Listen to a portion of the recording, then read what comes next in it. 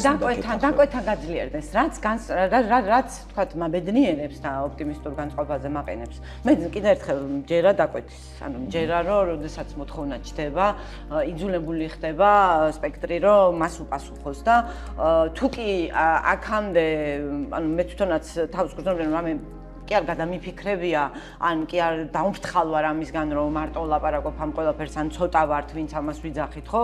დღეს ძალიან აშკარაა დაკვეთა. აი პროტესტზე რომ დადიხარ ადამიანებს რომ ელაპარაკები, ხვდები რომ შენ რასაც ფიქრობდი, ის ადამიანი თავისით მივიდნენ იმ დასკვნამდე. ანუ იმას კი არ ვიძახი რომ მე დამიჯერა მეთქი ვინმე.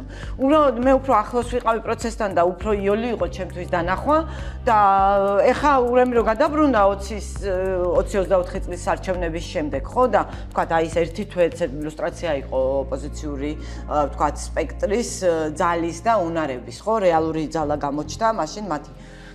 მე მგონია რომ ძალიან ბევრია და გაფართოვებულია კონსენსუსი იმაზე, რასაც ახლა აქ ვიძახი და ამიტომ ვარ უფრო ოპტიმისტურად. მგონია რომ ამ ხალხს აქვს უნარი რომ პოლიტიკური სპექტრი თავის ჭკუაზე მოირგოს.